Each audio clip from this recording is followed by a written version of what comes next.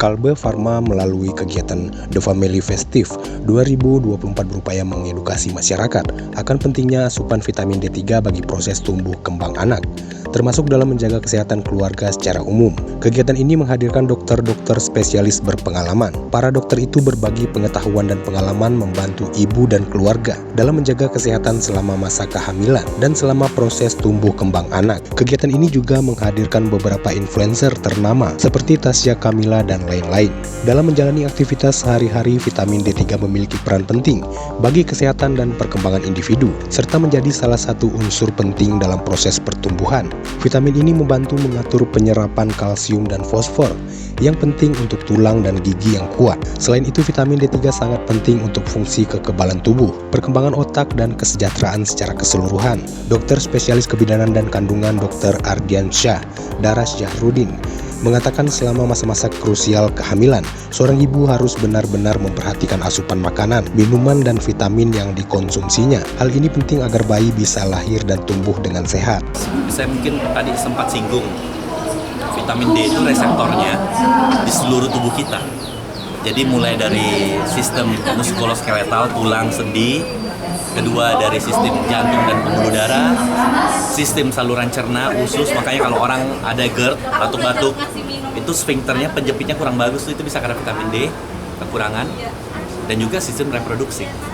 Nah, kalau orang sudah menopause, perempuan, laki-laki, itu kan sama, biasanya karena batuk-batuk. Kalau kita punya orang tua ya, batuk dikit gak ada apa-apa, tiba-tiba gak berhenti-berhenti. Nah, itu mungkin udah masalah di GERD tuh. Sphincter atau penjepit saluran yang ke atas itu sudah kurang berfungsi. Selain memang mungkin ada masalah lain. Jadi artinya kalau ditanya apakah setelah melahirkan cukup berhenti vitamin D atau enggak, vitamin D itu vitamin suplemen, di mana kadar minimalnya itu kan 30 nanogram per mililiter, ya kan? WHO 2020 bilang di Indonesia rata-rata 17,2 nanogram per mililiter. Jadi bisa dibayangin tuh kurang banget, ya kan?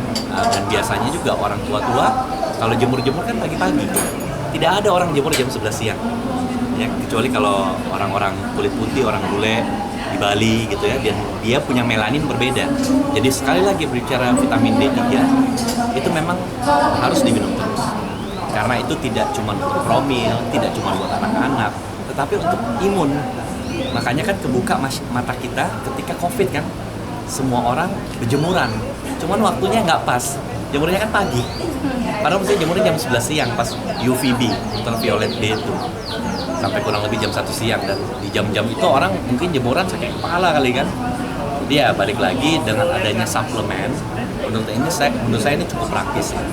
Selainnya bolehlah kena matahari dikit, tapi suplemen ya. Sementara itu, Direktur PT Kalbe Farma Mulyali mengatakan pemilihan vitamin D3 yang tepat juga perlu diperhatikan karena mengingat banyaknya vitamin yang beredar di pasaran. Prof, D3 menjadi pilihan terbaik untuk menjaga asupan vitamin D3 keluarga agar ibu sehat dan tumbuh kembang anak pun terpenuhi. Vitamin ini juga telah mendapat sertifikasi halal. Lagi acara ini memang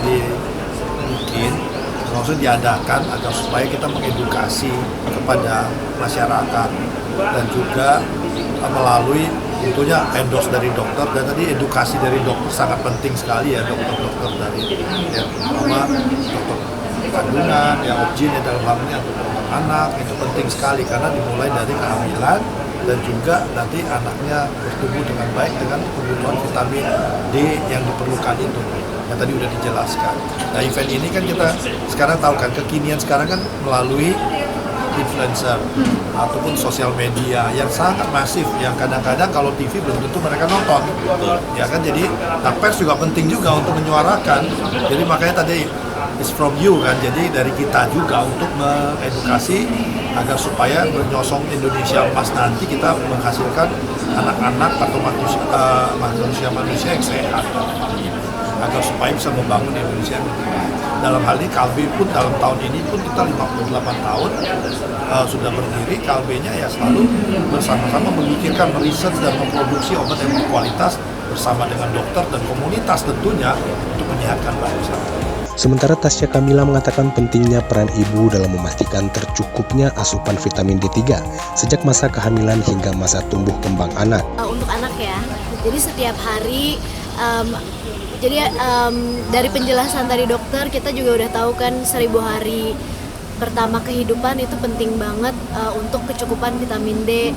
Berarti dari mulai dalam kandungan sebenarnya kita udah harus mulai memperhatikan asupan dari bumilnya dulu nih untuk vitamin D, karena pastinya berpengaruh juga tuh kecukupan vitamin D itu.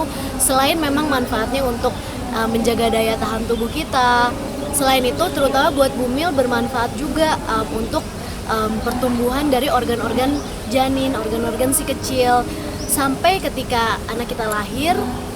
Dari newborn pun juga udah harus diberikan suplementasi vitamin D.